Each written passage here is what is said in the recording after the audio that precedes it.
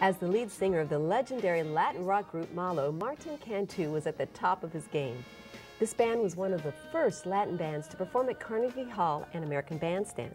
During the height of his career, he made a life-altering decision and has stayed true to that decision ever since. Today, Martin shares his story and a Latin sound that put Malo at the top of the charts, so don't go away. I noticed that there was a little 13-inch TV screen sitting right at my reach. And I leaned over and I turned it on. And there was a lady on this TV that I've never seen in my life. And get a little emotional, but this lady, her name is Joyce Meyer.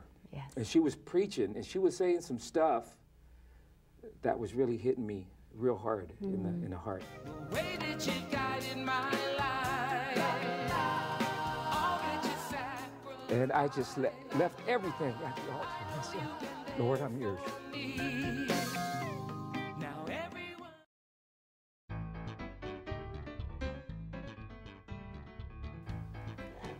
Welcome back. As the lead vocalist for Malo, Martin Cantu performed with George Santana and had a mega recording contract with Crescendo Records.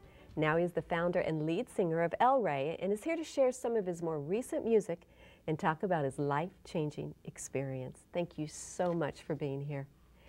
You rose to stardom rather quickly, as I recall. Pretty quickly. Pretty quickly. Overnight. What was that like?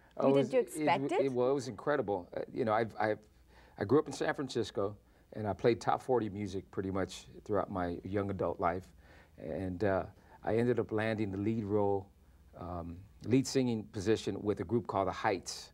Well, the leader of the Heights was friends with Arcelio Garcia, the leader of Malo, and somehow or another, the Heights ended up becoming the opening act for Malo.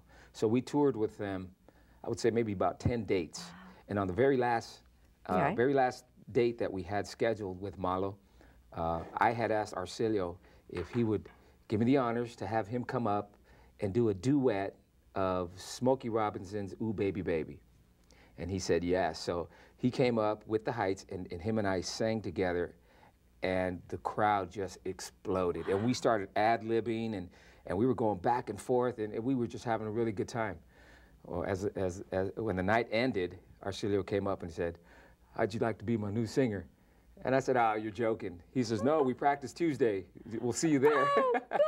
So it happened that quick. Just that quickly. Yeah, it happened that quick, and so I was invited to be one of the new co-singers because Arcelio was also the lead singer. Him and I, we sang together, and from there we just started writing together. And he discovered that I write, so he welcomed my writing ability, and I was able to co-write one of the last albums that Malo recorded called Senorita, that we recorded back in 1995 and ended it in '96.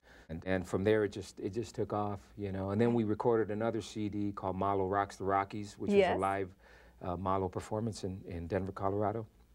And it was just a great experience. Arcelio is just a man of the industry. He has a lot of knowledge, and he really opened up his mind and shared a lot of, you know, experience of the industry with me, and I was able to use a lot of that experience and develop LRey with the new Christian group that I now head. All right, now Malo was first known really for Suavecito. For Suavecito, all right. And yeah. So, and you do sing that. Well, yes and no. I was not the original singer of Suavecito. It's Richard Bean. He's the one that wrote it back in 1972, 73. I joined Malo in 1993, and I was with him until 1998. And when I say yes and no, LRey now sings a song called Jesucristo Mi Lindo, which is Suavecito, but we dedicate it to God. We get dedicated to the Lord. And will you do that a little later in the program? We sure will. All right. And I understand some of the music of Malo has been re-released, too. Yeah, that's what I hear. Right. Yeah, they have a new live album that's out, and they're still going strong. What was so different about that band? Well, Malo and Arcelio and George Santana were pioneers. You know, they created a sound that was just well received by the world. Santana, of course, in Woodstock, he unleashed, you know, Black Magic Woman and Soul Sacrifice and all these songs that the world just said, what is this new sound? And as Santana progressed, Malo came along the side, and they released their smash album with Suavecito and Nena, and the sound just created a whole new genre of what we know today as Latin rock, you know. And growing up in the San Francisco Mission District, I mean, it was a melting pot of musicians, you know, Sheila E. and the Grateful Dead, and Malo, Santana, Boss Skaggs, and just so, you know, and it was just a beautiful place to grow up. So Latin rock, pretty much, we inherited just growing up in the Mission District.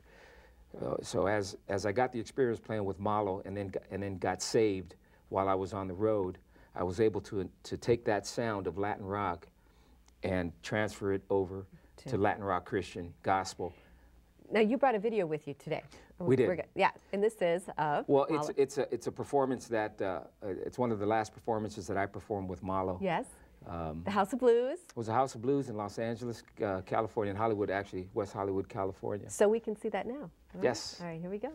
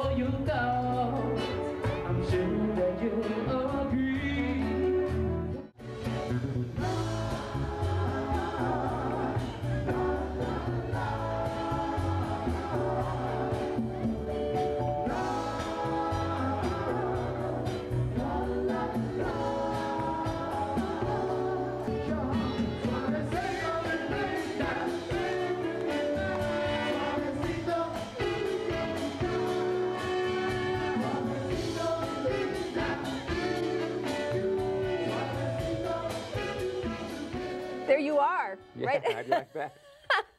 The hairdo and everything. Yeah, maybe we should have gave a little, you know, rated R, before and after. It was a sold-out crowd. It was one of many sold-out concerts that I was fortunate enough to be part of. So you led a life that many people dream of. Yes. And in the height of your career, in the height of everything that was going on, while you were on tour, something happened and your life completely changed. Yes, it did. It was, I was actually asked to be a part of a little tour. This producer in Denver, Colorado put together an all-star band, and he called it the Latin All-Stars. And they asked me if I would fly to Denver, Colorado, and be a part of this Latin All-Star, and I said yes. So I went down there and I did the tour, but I never finished the tour because of my life-changing experience. Okay, and you'll tell us about that when we come back from the break, will you? I'd be glad to.